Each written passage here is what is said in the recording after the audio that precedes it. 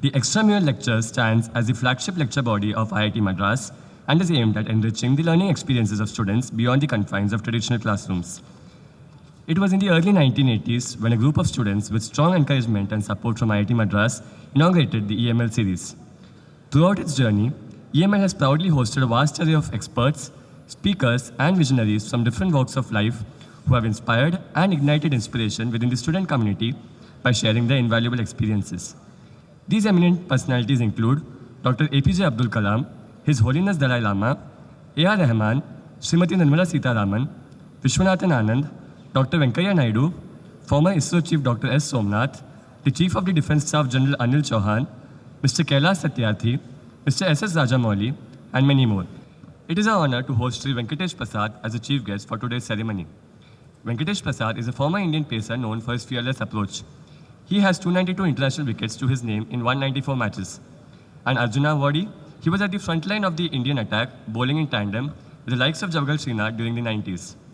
He was also the highest wicket taker for India during the 2000 Champions Trophy, where the team finished as runners-up. A coach, a commentator, and an outspoken voice in the cricket community, Venkatesh Prasad is a bold and enigmatic person whose journey from a disciplined pacer to a respected mentor continues to inspire generations of cricket lovers. On that note, I would like to hand over the stage to our moderators, Ankit and Sarthak, for the fireside chat with Sri Venkatesh Prasad.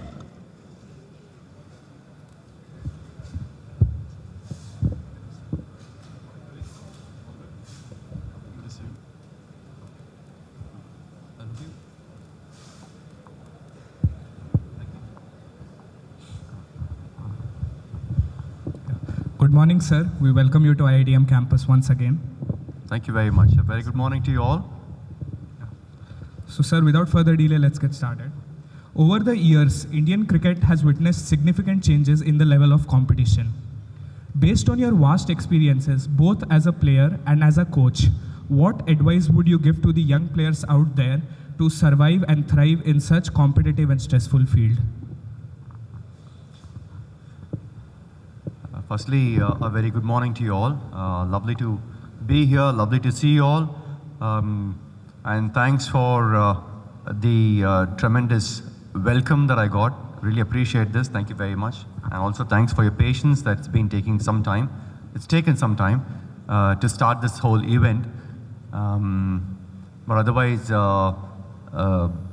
it's great to be here, as I said. And also probably, I think I must have got the Bangalore weather here, I suppose, to Chennai. Generally, it is, since I've played a lot of cricket here, it is, we keep talking, there's three weathers in Chennai. It's hot, hotter, and hottest. There is no cool as such. So, today, and I think from the last few days, I think the weather has been pretty kind on all of us. So I take that credit of coming from Bangalore and bringing that weather to you all. But having said that, yeah, coming to your question in terms of how to survive, I think the moment you start thinking about surviving, you won't really be coming out of, more options. So I think it's more than surviving. I think you got to understand your own strength, and you got to understand your own weakness. Obviously, I mean, talking about SWOT analysis, I'm sure everybody knows about SWOT analysis by this time. And I'm sure everybody have done that SWOT analysis. But not just about SWOT analysis of the market. I think it's important to do SWOT analysis about your own self, I would say. So you got to understand your own self, what you're good at, what you're passionate about.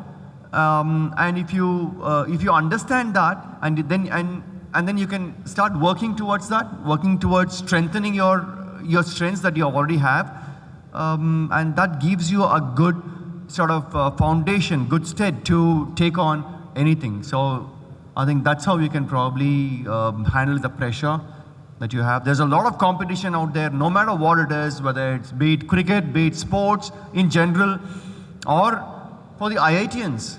There's a lot of competition, my friends.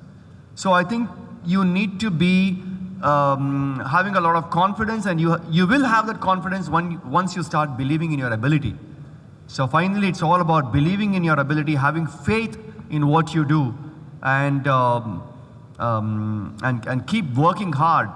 Having a purpose in life. That's what it is. Thank you, sir.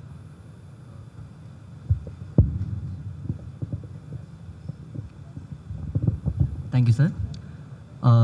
Going back to the questions, as we have seen earlier in the clip, your iconic reply to Amir Sohail during the India versus Pakistan 1996 World Cup quarter-final match is pretty famous and still memorable for the Indian cricket fans.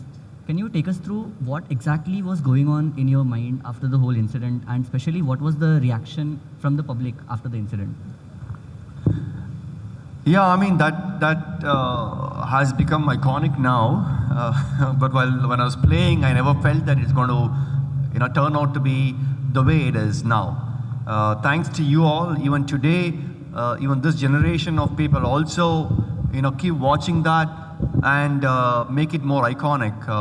And I'm extremely happy to see that one such clipping can motivate a lot of them. I think that's and inspire a lot of them in terms of not giving up at any point of time.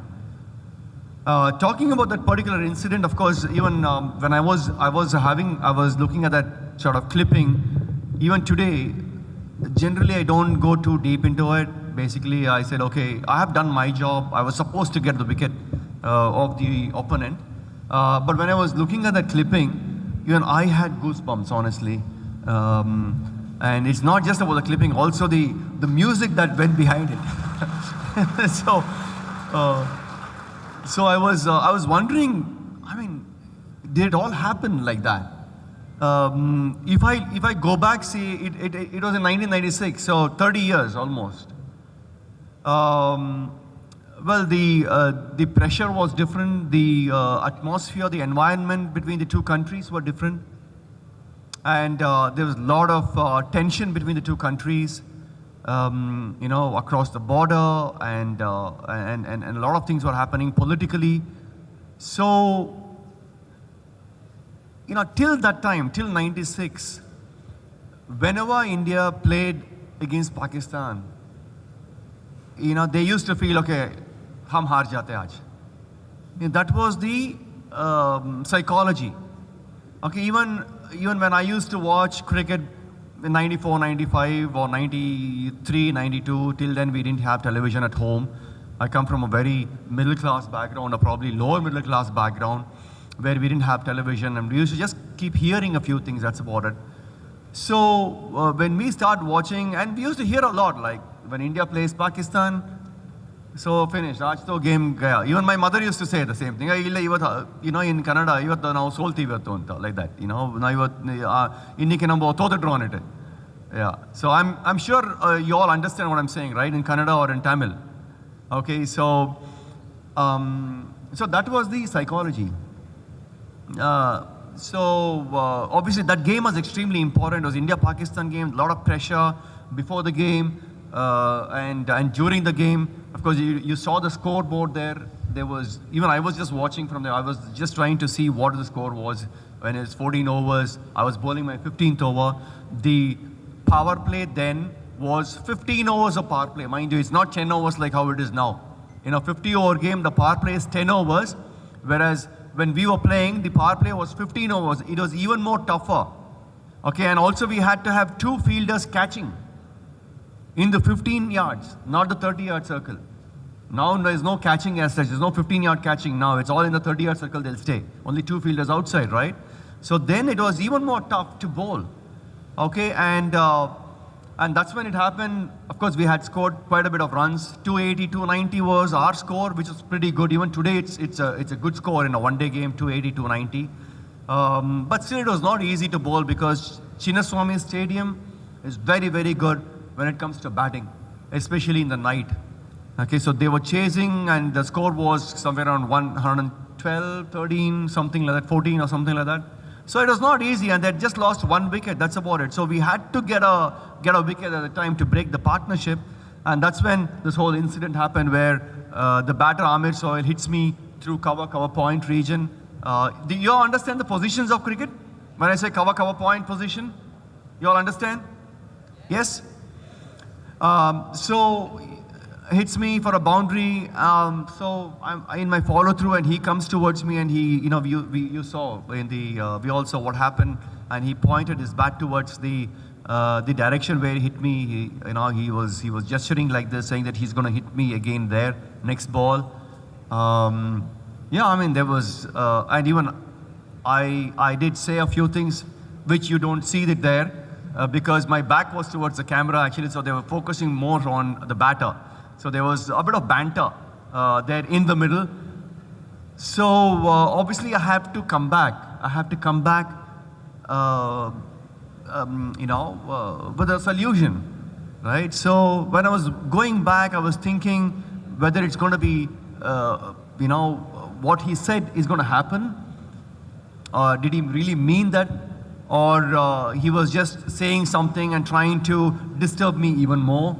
So when I was going back, all I thought was, look, I need to back my strength, my ability, and my strength, or when we say in bowling, the stock delivery. Okay, that's something which we have been practicing day in and day out for hours and days and weeks and months like that. So I said, I'm going to stick to that, stick to my basics, stick to my stock delivery, okay, and make sure that it's quite tight in terms of not giving him width. So let him do what he wants. Let him take the chance. That's what I felt.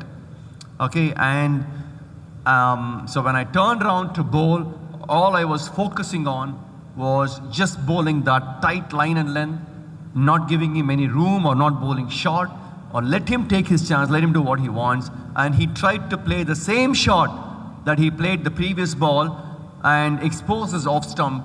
And my years of practice, what I had done, I was able to execute it.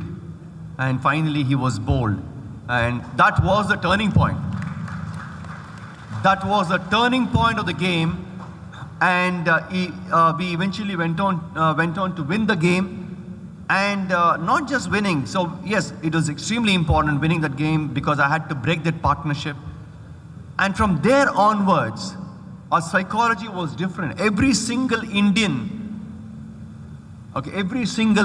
believed that if we stick to our strengths, if we back ourselves, we can definitely execute whatever we want. And that incident really gave a lot of them the confidence to take on any situation. So I'm extremely happy that clipping has really inspired and motivated the people, not just the citizens of India, including the soldiers who are really fighting the border.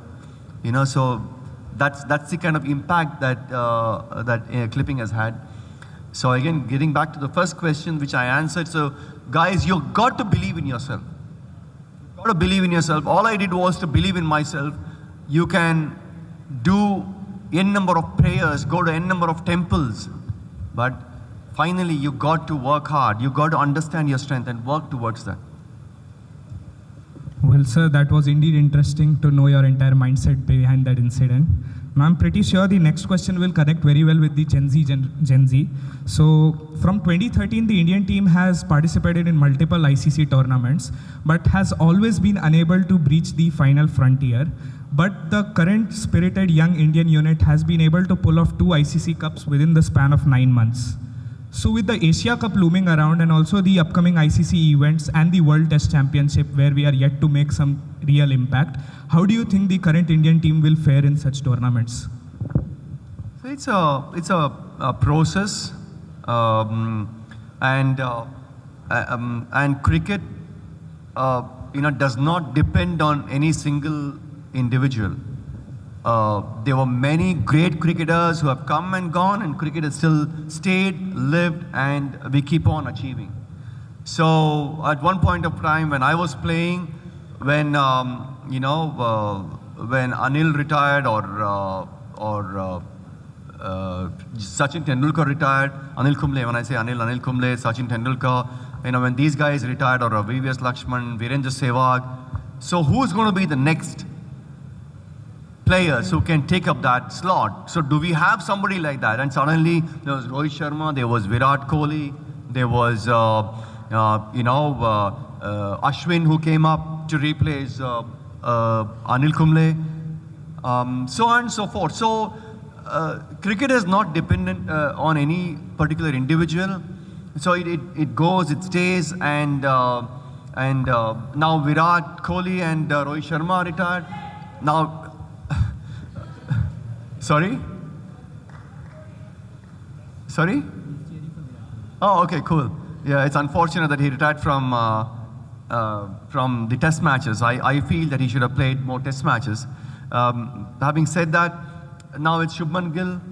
KL Rahul is still going on, from strength to strength, of course.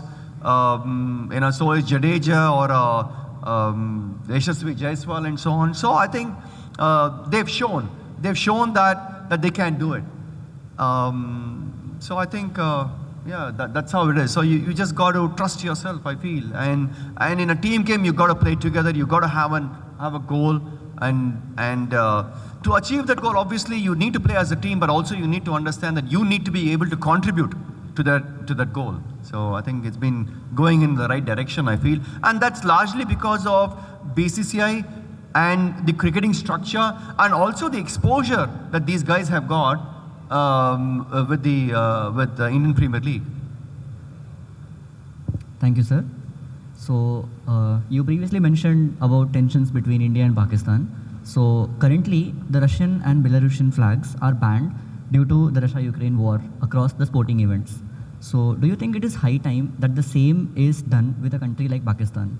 Sorry? Do you think the same should be done with a country like Pakistan? Same what? Russian and Belarusian flags are Okay. banned in sports competitions. So across the world due to the Russia-Ukraine war. So do you think? Okay, it's so the high fans have been banned. Huh? The fans have been banned. Flags. Flags. Okay. All right. Look, if you're playing an international tournament, not bilateral, by the way, I think today's newspaper also says that, saying that the Indian government is not going to allow India-Pakistan game in our soil. I am with the Indian government, and I am with BCCI when it comes to bilateral. And also it's only during the multi-nation tournament. Only when there's a lot of other nations that is involved. That's when we get to play against Pakistan. That's absolutely wonderful. I think I'm completely with BCCI and the Indian government on this stance, on taking this stance, and I'm with them for sure, no doubt about it. But when you're playing, then I don't see any harm. Anyway, you're playing against each other in multinational tournaments. So what's the reason in banning the fans, right, or the flags? So I think there's no harm, I would say. Yeah. Okay, good to hear that. So coming back to the inter-IIT sports meet, IIT Madras has, as you know, won 24 out of 57 general championships so far. And we are hosting the tournament after almost a decade here. So in a national level tournament, considering the legacy that IIT Madras has, the students of ours have, what would be your advice for them to convert the pressure that they have into performance? Well, I think the pressure for you all is more, going to classes and making sure that you get those 80-90%, right? Well, look, no IITs or IIMs, any top institution can teach what sport teaches you. Sport is a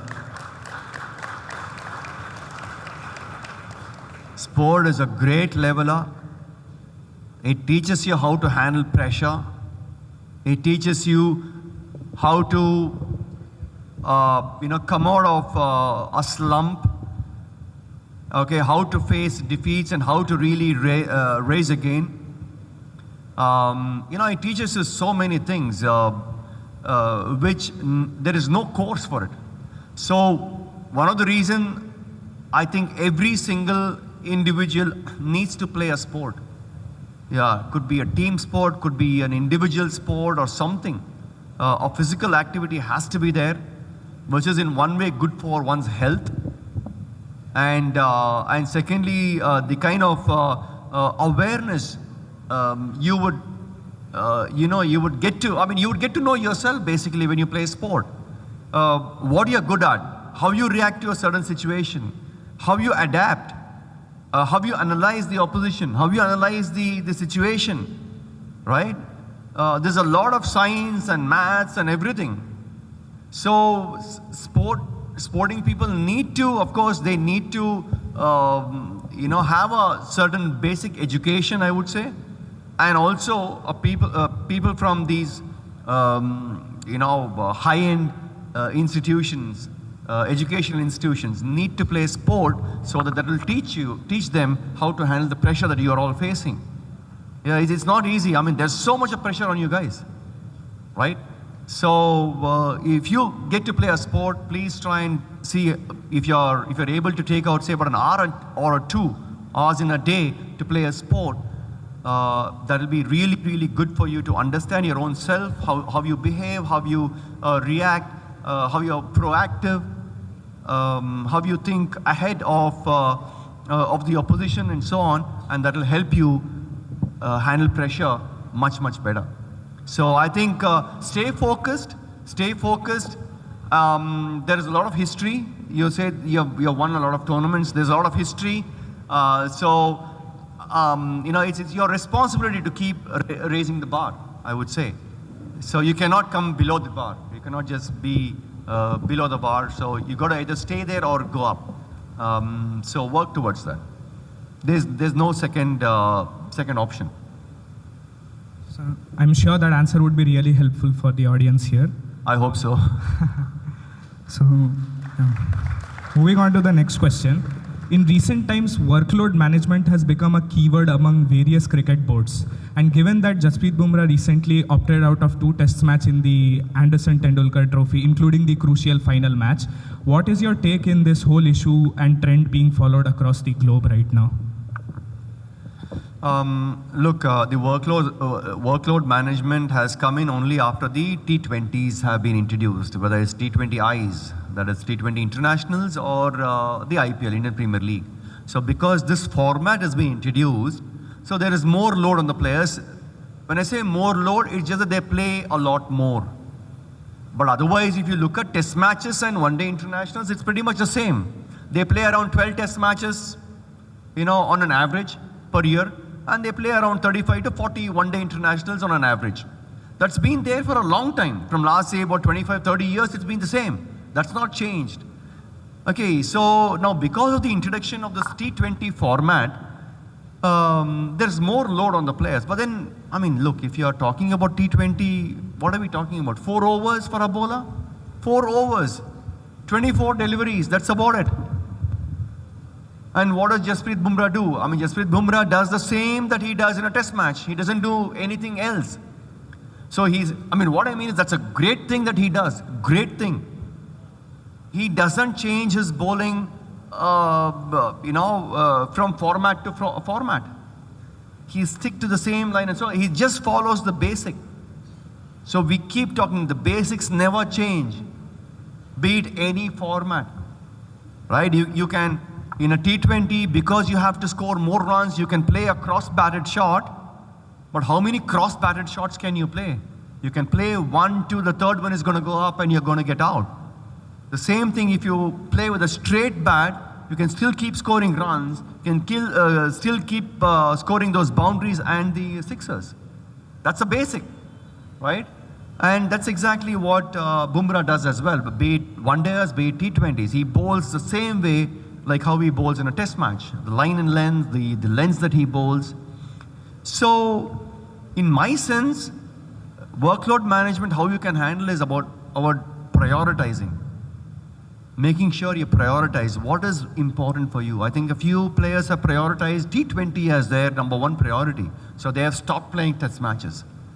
Like a Hardik Pandya, for example. But when it comes to Jasprit Bumrah, who is probably the number 1 bowler as far as I'm concerned. He is the topmost bowler, the best bowler in the world. He should be playing more test matches. He cannot be taking a break from test match. He can take a break from T20s. And I'm talking about when I say T20s, internationals.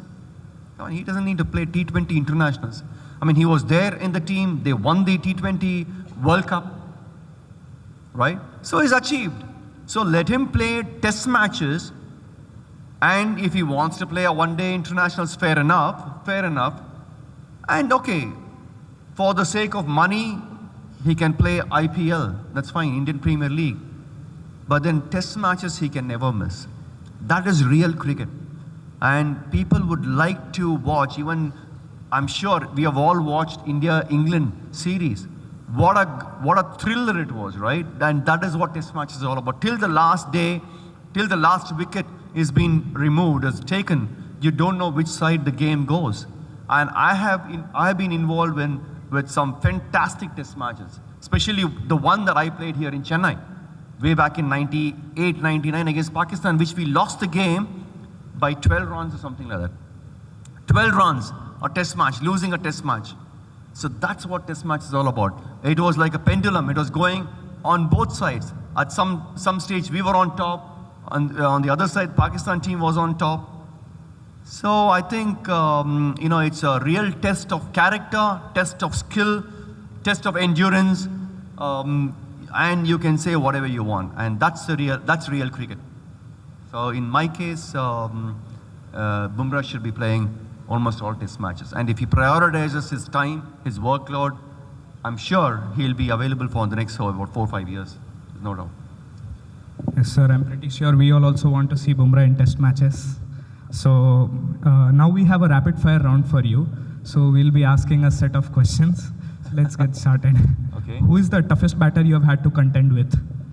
Well, in subcontinent, it was Sanat Jayasuriya during my time, because he was fantastic. It's just rapid fire, or can we elaborate on it? It's up to you. It's up to you. Okay. Because he was great form. He was in great form during from 96 to 99, those 4 years. And it was next to impossible to bowl to. And he probably had the better of any bowler for that matter, especially in the subcontinent. If I go outside of subcontinent, probably the Australian batters, could be Hayden, could be Ricky Ponting, and so on. They were really good. Steve Waugh. Name one underrated bowler from the current crop. Underrated bowler. Yeah, currently. Current Indian crop. Yeah. Spinner, fast bowler. Anything. The underrated bowler. Oh my God. Okay. Maybe an Akashdeep, I suppose. Oh, you were expecting something else? Or were they expecting somebody else? So you thought I would say Mohammad Siraj? No, I wouldn't underrate him at all. I always knew, if people had expected me to say Mohammad Siraj, no, I'm sorry. He's always a champion bowler for me. He's always been a champion bowler. Please. And not now, I'm not saying this now, after the England series. I've always mentioned this. See, you could see that body language. In a body language itself, you can make out that the intent behind running in so hard and delivering the ball, you can see the intent. So whenever he used to run and bowl, I always feel that he was running as if he's going to take a wicket every single ball, any format of the game. So for me, he's always been a champion bowler. Yeah. Name one bowler you wish you could have bowled in tandem with. From the current time. Bumrah. Yeah, just with Bumrah for sure. Because he would get the ball back into the batter and I take the ball out. So it's a good combination. And also he always applies pressure on the batter, so that makes it easier for me to get the wickets. Well, which Srinath did, Javagal Srinath. I was very, very happy to share my bowling with him, in the sense like being a bowling partner to Srinath. And Javagal Srinath also used to do pretty much the same what Jasprit Bumrah does. One of the quickest bowler that India has ever produced, Javagal Srinath, bowled at 145, 150 in mid-90s. Yeah. One batter you would wish to bowl to today? Indian batter. Anyone. Uh,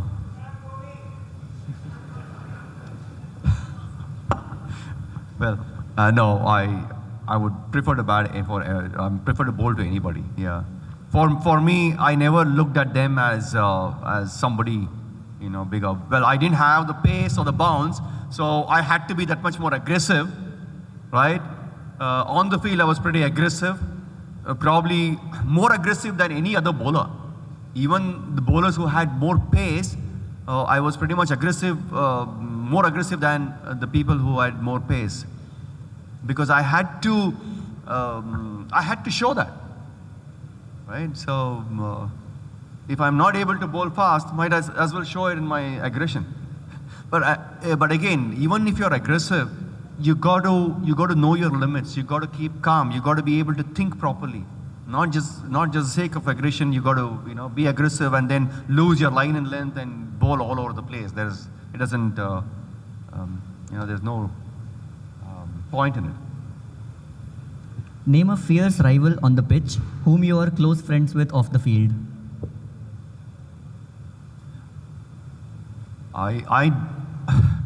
Well, I'm a pretty closed person, so I'm not really close to anybody.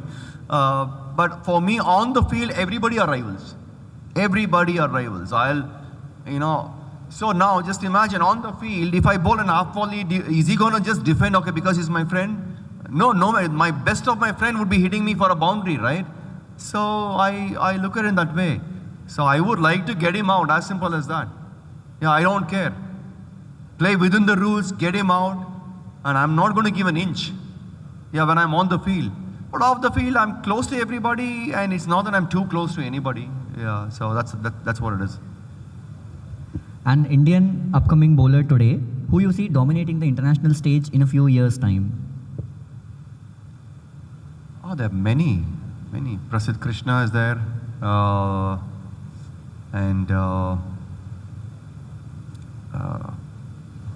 Kuldeep Yadav is somebody who I feel that he should have got more opportunities. For some reason, he didn't get many opportunities. But if he gets to play, I'm telling you, he's going to trouble a lot of batters, irrespective of the condition. Sir, now we have a this or that round for you, wherein you'll have to pick the better test bowler according to you out of the two names mentioned. And we'll go forward with that name. My God. Yeah, and it will be fast. So, are you ready? No. Because you're putting me in a spot. How can I pick a better bowler? Come on, or a better player? It's unfair. Preference, my God. Yeah. Okay. I'll try my best. Mitchell Stark or Kagiso Rabada?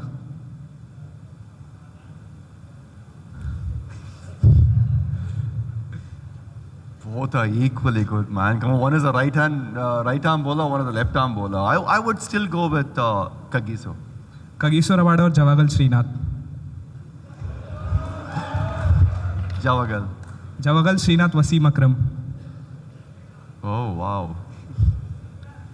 Javagal. I'll go with the phone a friend.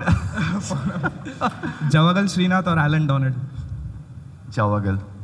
Javagal Srinath or Jasprit Bumrah?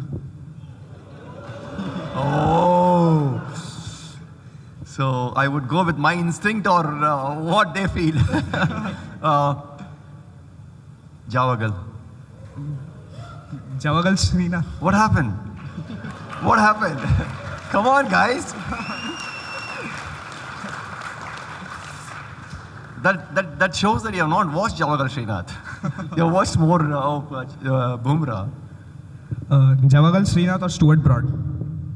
Javagal. Javagal Srinath or James Anderson? Javagal Srinath. Javagal Srinath or Malcolm Marshall? Wow, Malcolm. Malcolm Marshall or Dale Steyn? Malcolm. Malcolm Marshall or Glenn McGrath? Oh, that's interesting. Glenn McGrath. Glenn McGrath or Venkatesh Prasad?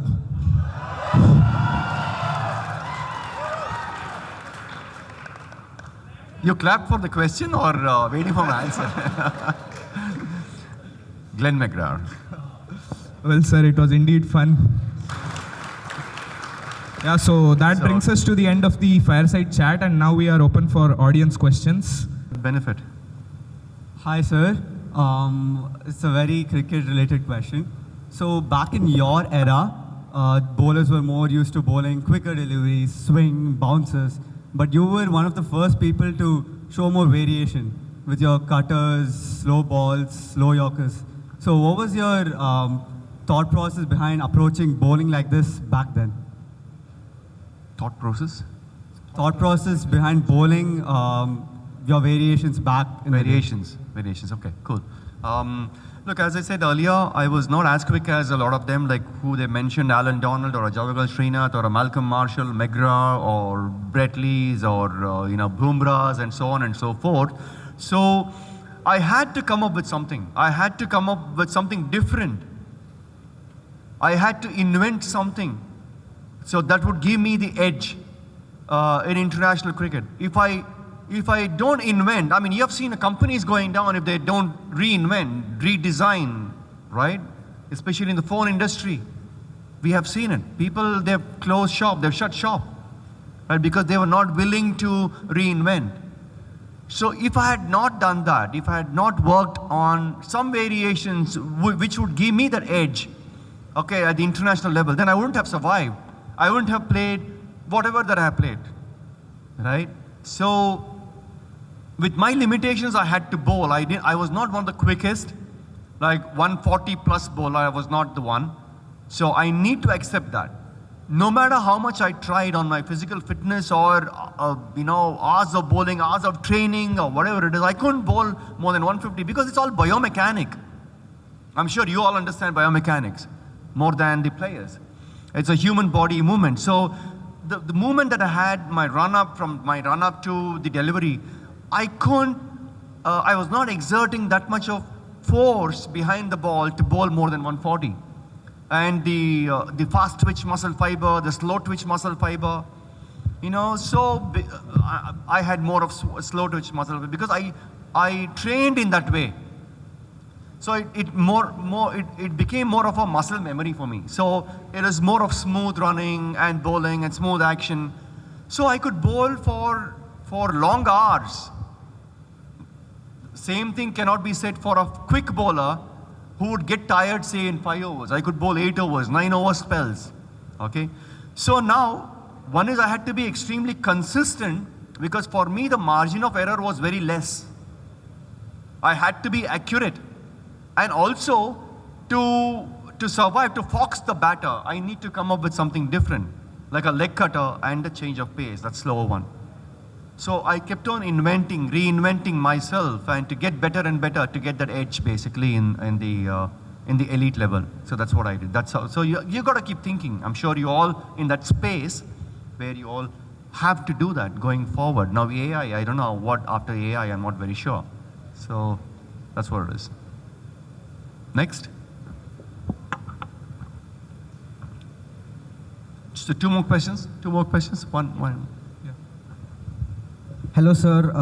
Good afternoon. And I had this one question that aggression is a part of sport, and every sport has more or less aggression. And mostly, I think it's limited to the field, and I don't really think any aggressive thing goes out of the field. But do you think, like, out of the field conflicts with the country people, like how recently in 2024 BGT, Virat Kohli had an argument with the journalists of Australia for recording him and breaching his privacy. So do you think that should affect the game, or like what is your opinion on that, sir? I think the acoustic is slightly echoing. I'm not able to understand. You're talking about aggression, yes, but what sort of aggression you're talking about? Aggression outside the field? Off the field. Off the field? Yeah, he gave the reference of the I know, I got BGT, that. yeah. So how is that? How does that affect the game of the people, or should it affect the players on the field? So it's Virat Kohli's aggression off the field affecting people on the field, you mean? Like, yeah, during that tournament, till that match, it was all like cool, but after that, it got a bit hot, so that kind of affected the game. See, off the field is very personal. It's up to the individual. That's why I say personal. So I don't know what exactly transpired. I'm not very sure about it. But as role models, I would like to say one thing, that you need to be aware. As a role model, one has to be aware of the surroundings. Okay, it is easy to lose your temper, easy to lose your cool. Of course, your privacy has been invaded. Yeah, I completely agree and understand. I'm not supporting anybody here, but it's very important to have a very cool sort of demeanor and watch your surroundings. And on the field, I completely agree with aggression. Yes, you have to be aggressive, but controlled aggression. We talk about controlled aggression. I mean, you cannot go overboard. You cannot be arguing, and you cannot be arguing with an opposition. You cannot be arguing with the umpire, which I've been seeing actually of late. There's been a lot of argument that happens between a player and the umpire. No, please. You don't have to really argue with the umpire. Maybe you can have a point or two. You can show a bit of dissent, but not to an extent where you cross the line. No, that's a no-no, because millions of them are watching. So you got to, maintain that dignity and be a role model.